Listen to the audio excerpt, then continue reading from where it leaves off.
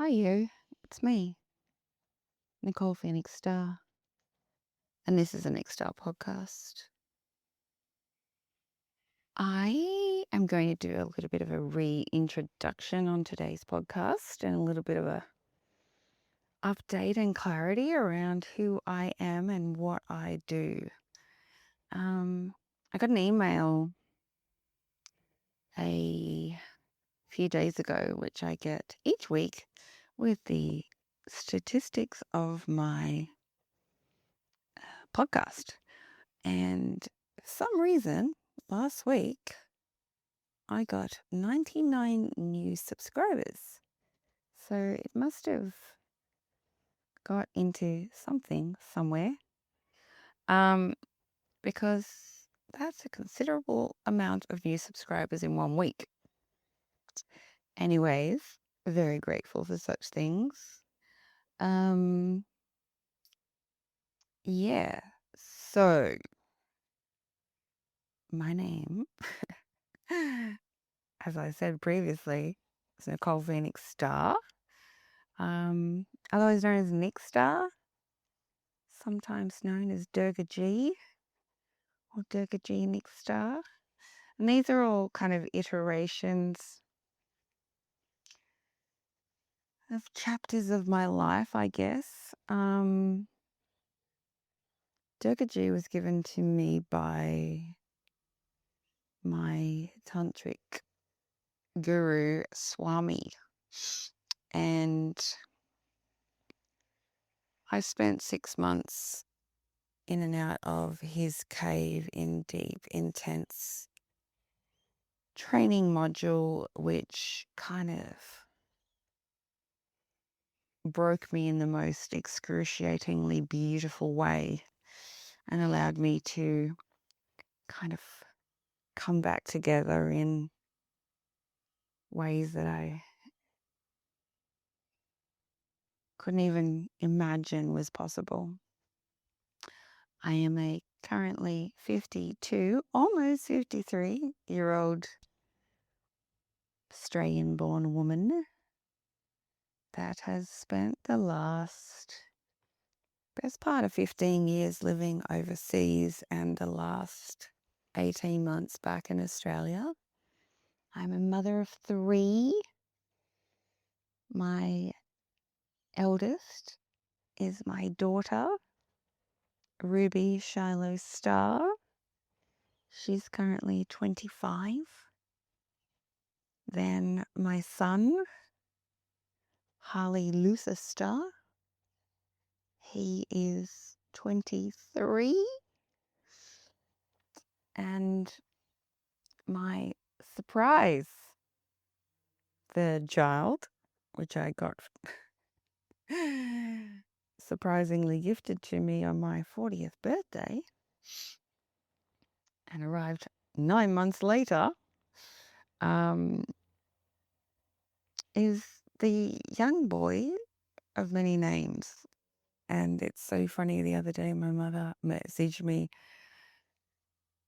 because her cousin is working on the family tree and wanted to know Leo's full name to update him on the family tree.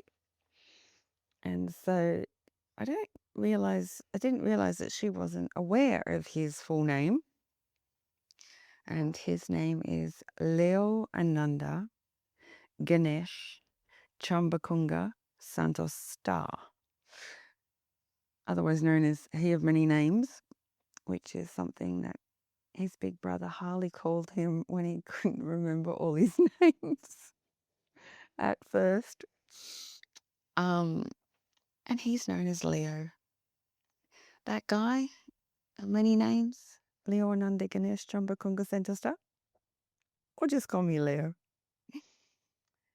He is 12. So, yes, I have been a single mother for most of my life. And it's been part of my journey, part of my awakening part of my spiritual evolution. Absolutely. It has been a profound piece, and I was actually born on Mother's Day, and there is a whole mother module that I have worked on in every iteration of the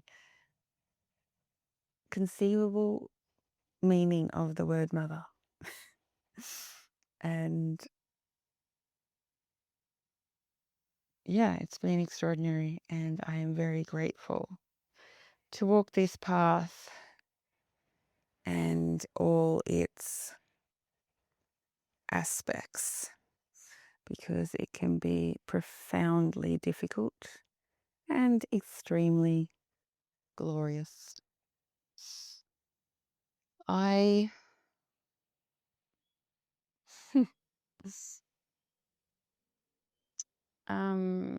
I realize that a lot of my listeners kind of know me from two different worlds, and this seems to be a bit of a thing, is they've known me from kind of like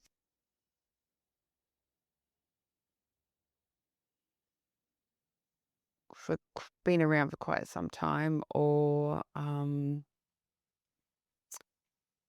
yeah, been in my world a fair bit, and seen me through my journey of like living in Bali and being an ordained Hindu priestess, and being a world-renowned spiritual teacher, spiritual leader, talking on world stages with all the masters of Hinduism, and yeah, like being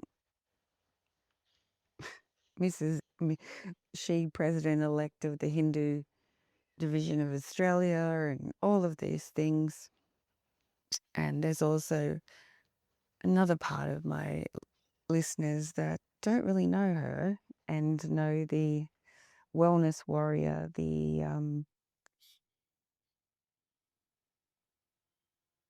lifestylist is what I have recently been called. A rite of passage of menopause master, a health guru, and absolutely wellness coach. So yeah, it's fascinating because being recognized for many years as a ordained Hindu high priestess, I eventually fully evolved into the full teachings of the non-duality path. And here I am living in this duality of spiritual leader and menopause health coach person.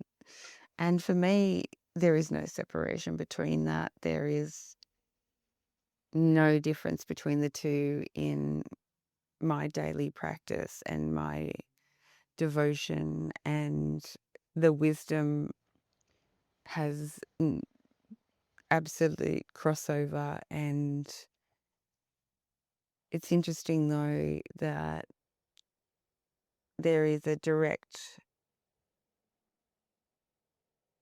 wisdom point that goes to science and health steps and the non-linear path of awakening and awakened realization, and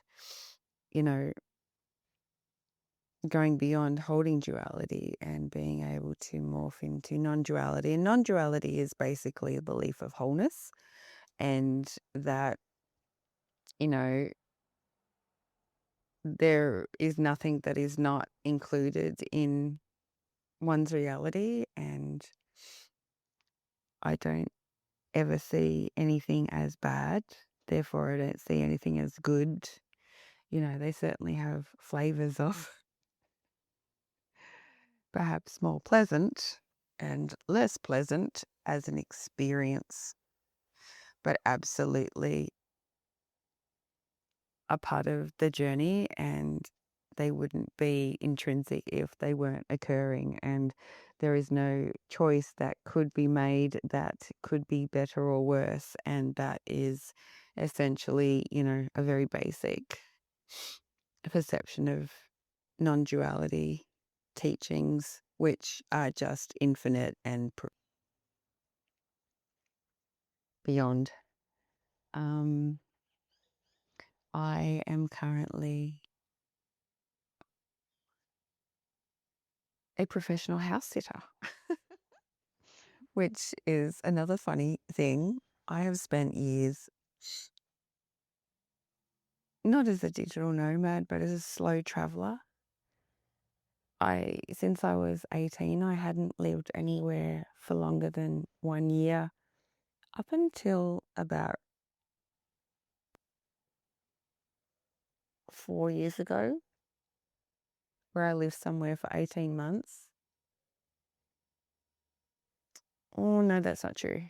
I lived somewhere for 18 months twice before, and then about 4 years ago, I lived somewhere for 2 years, and that was the longest I've ever lived anywhere since I was 18. And so I love change. I love spicing things up. I love adventure and I love freedom, and moving and exploring environments and places and things has always been my jam. And especially living in Indonesia and India and renting somewhere for 1 month or 3 months or 6 months or 1 year, you get to live in some pretty extraordinary homes, extraordinary buildings, extraordinary communities, and that's always really worked for me. I did buy a house once, and hated the whole experience. It made me feel trapped, and it never made me feel secure, even though I owned it outright. Was not a fan of that at all, which is very unusual, I know, and most people don't feel that way, and that's okay. Um, we all have our own experience. So currently, I don't have a home, house, anything. I'm a professional house sitter, and that came about so that I could send my son to boarding school, because I came back from Indonesia and lived in Australia and moved in with my adult daughter, and we got to live together for almost a year, which was amazing and a glorious little evolution module for both of us. And I feel very blessed that we got that opportunity. You never know when you're going to live with your adult children again, and it just kind of lined up gorgeously. And yeah, we were able to work through so many different dynamics and have a really gorgeous time, and got really deep and really honest, and we're great flatmates and always best friends. Um, anyway, we had another friend of hers living with us for a while in this spare room, and she moved out, and Ruby said, I don't really want another flatmate. Can we just share the expenses? And so I did a budget, and I realized that the cost of rent and electricity and gas and internet and all the bits and pieces that go with that, um, that was pretty much exactly how much boarding school costs. So I was like, I don't need to earn an extra stream of income to finance boarding school right now. I just need to redirect that money. And so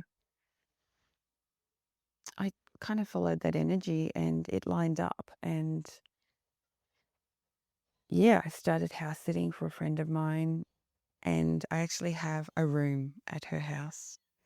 Um, so I do have a room, I just don't have a home, and I do house sit for her semi-regularly. Um, and that's a blessing and wonderful. And yeah, so, people say to me, "Oh, so where do you live?" And I amuse myself over and over again. I go, "Oh, I'm homeless." And they look at me and they kind of don't know what to do or what to say. And I just give it a minute because people are hilarious. I say, "No, I'm a professional house sitter. I just am homeless, but I travel and house sit a lot."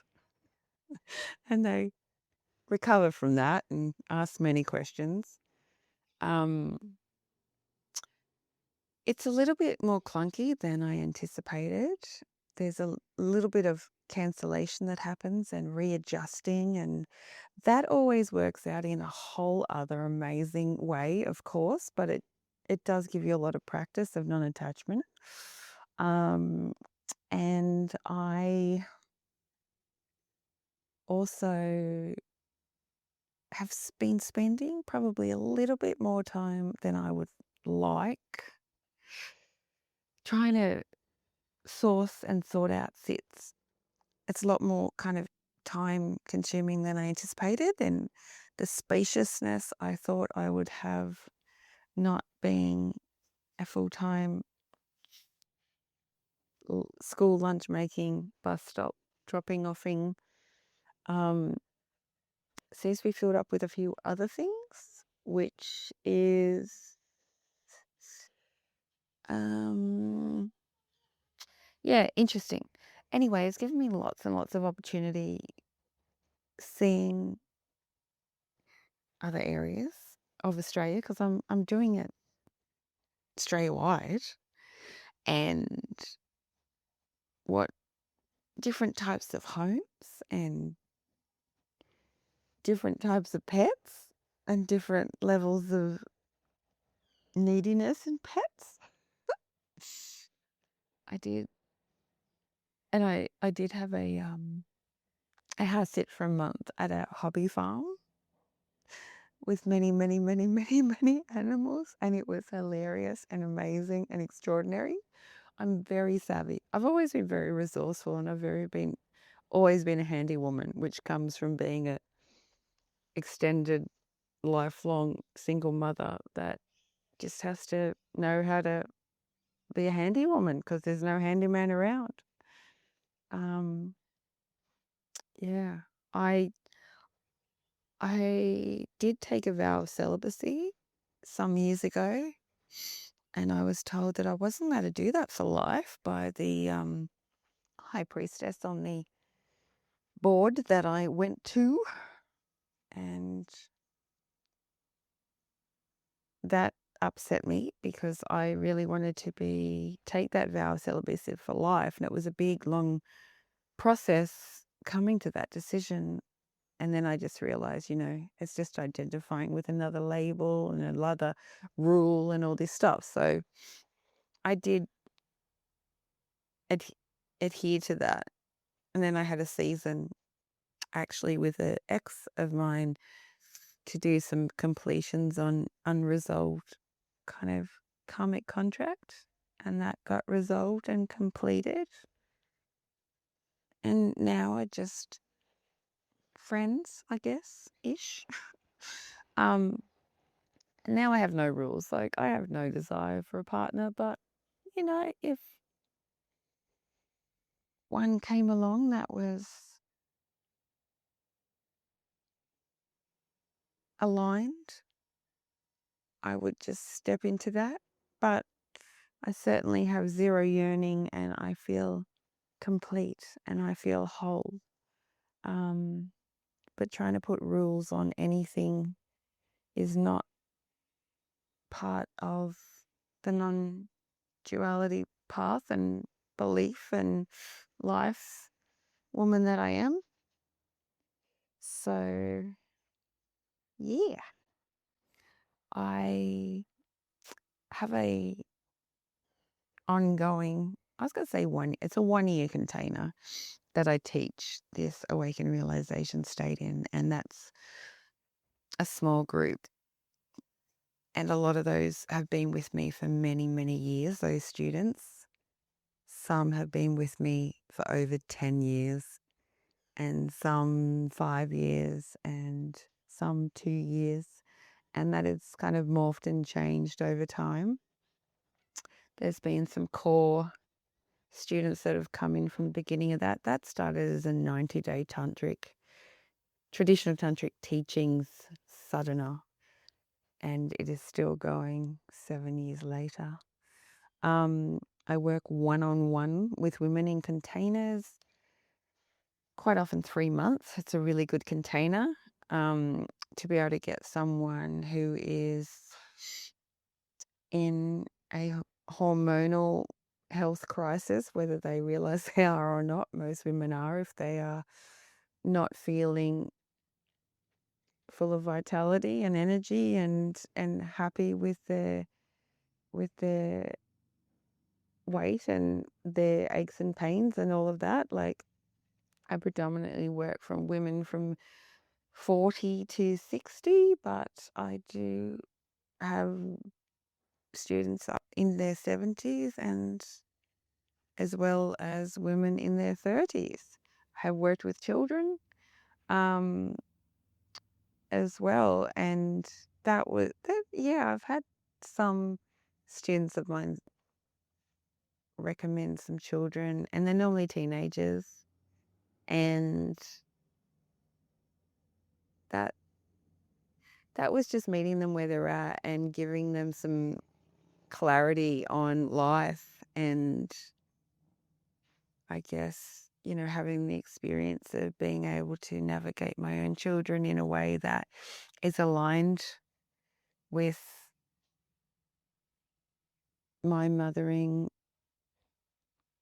and my teachings with all humans. It's very translatable to anyone and everything. Haven't worked with men for years, and that's just been not by design, it's just been what it is. I find being able to hold hands with someone and walk with them and until they're ready to fly is always extraordinarily helpful. I support in a way that is completely relatable and complete access during an agreed container. And that always translates, and that's how results are able to be sustained, is by one-on-one work, really. Over the years, I've done lots and lots and lots and lots of group work, and that's always epic in amplifying a field and supporting each other in a common goal. I've done a lot of different health dynamics and detoxing and fasting and things over the years, and